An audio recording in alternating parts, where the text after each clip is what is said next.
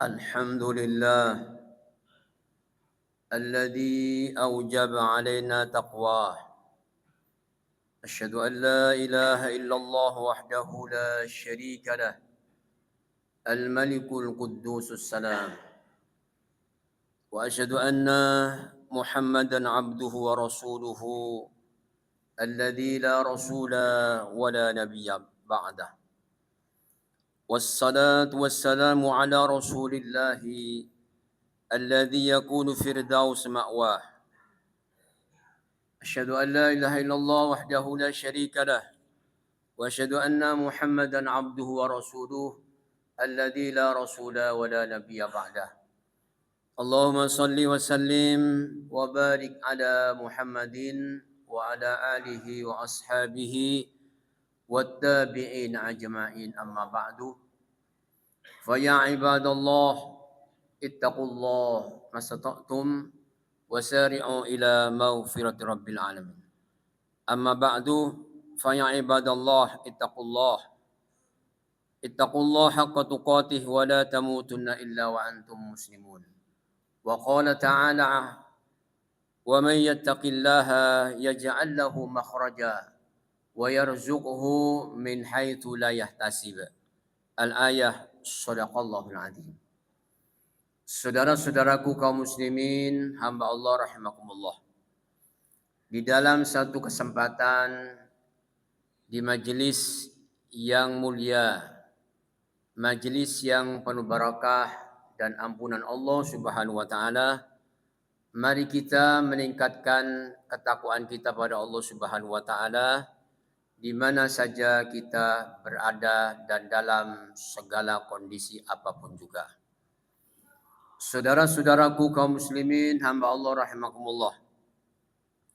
Setiap insan pasti berusaha dan berjuang untuk meraih kebahagiaan. Itu dilakukan manusia sejak zaman klasik sampai abad modern ini. Akan tetapi pertanyaannya saudara sekalian, yang menjadi teka-teki kita, di mana letak kebahagiaan itu? Saudaraku kaum muslimin, hamba Allah rahimakumullah, ternyata bahagia itu adalah relatif. Tiap orang itu memiliki penilaian yang berbeda-beda bergantung cara berpikir dan lingkungan mereka berada serta latar belakang di mana dia itu tinggal. Seorang pujaga berkata, berbeda tempat berpijak, berbeda pula benda yang tampak. Saudaraku sekalian dirahmati Allah, ada orang yang merasa bahagia kalau dia bisa mengumpulkan barang-barang yang istimewa dan berharga di dalam rumahnya. Ada orang yang sudah bahagia, dia bisa ngoleksi berbagai merek jam tangan. Bahkan ada yang bahagia dengan mengoleksi berbagai jenis cincin. Bahkan ada yang bahagia hanya sekedar dia itu mengumpulkan berbagai macam perangko. Saudara sekalian, Rasulullah Muhammad SAW menunjukkan kepada kita tentang bahagia yang hakiki dan sebenarnya. Sekaligus kebahagiaan ini semoga yang ditunjukkan Rasulullah SAW menjadi kebahagiaan yang teriring dari bahagia dalam kehidupan dunia sampai menuju kehidupan akhirat di surga insyaallah. Rasulullah Muhammad SAW bersabda di dalam hadis riwayat Ad-Dailami, arba'un min sa'adatil mar'i an takuna zaujatuhu salihatan wa auladuhu abraran wa khulata'uhu salihin wa an yakuna rizquhu fi baladi.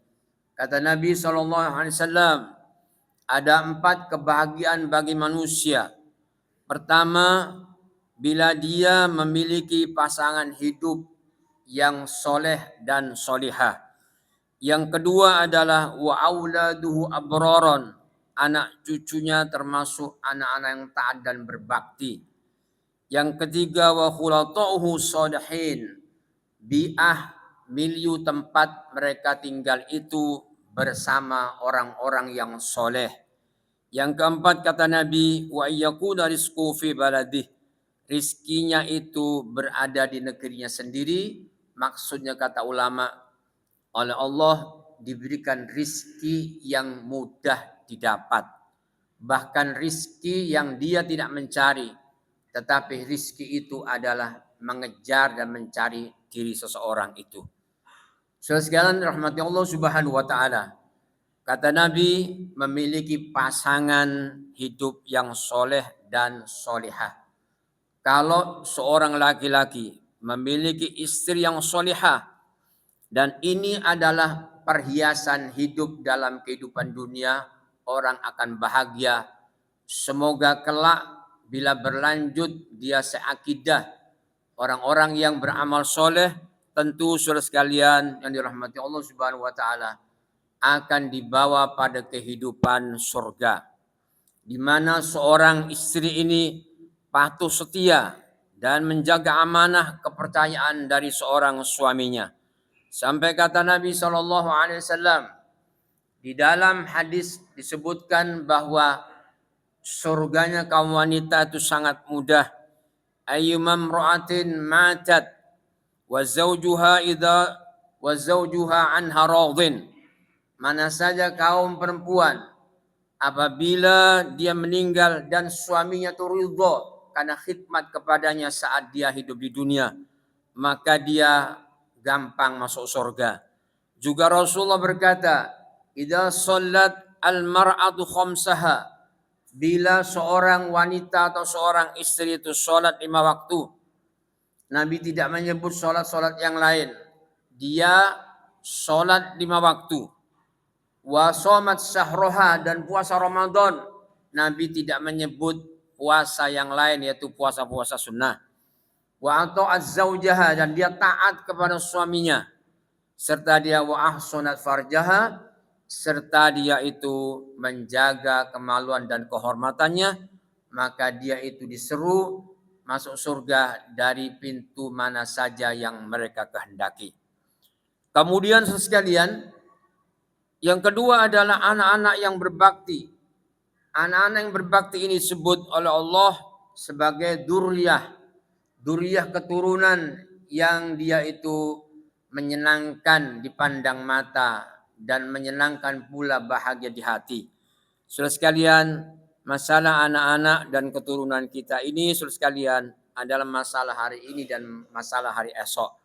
Adalah kita menjadikan generasi penerus kita yang bisa menyambung keluarga kita yang soleh dan solihah, maka anak cucu kita hendaklah juga lebih dari kita, memiliki ketauhidan yang murni.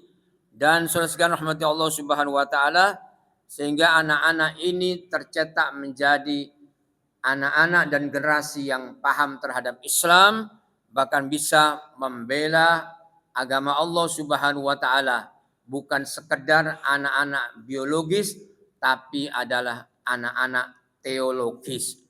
Saudaraku kaum muslimin hamba Allah rahimakumullah. Nabi SAW pernah mengatakan kepada para sahabat bahwa karena memang ada orang-orang yang tidak memiliki keturunan.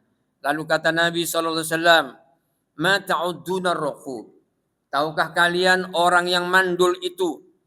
Lalu sahabat itu menjawab, alladzi la yuladu lahu, yaitu orang yang mandul adalah orang yang tidak memiliki anak dan keturunan. Nabi kemudian mengatakan, laisa dzaka birraqub, bukan itu yang dimaksud orang yang mandul tidak punya keturunan.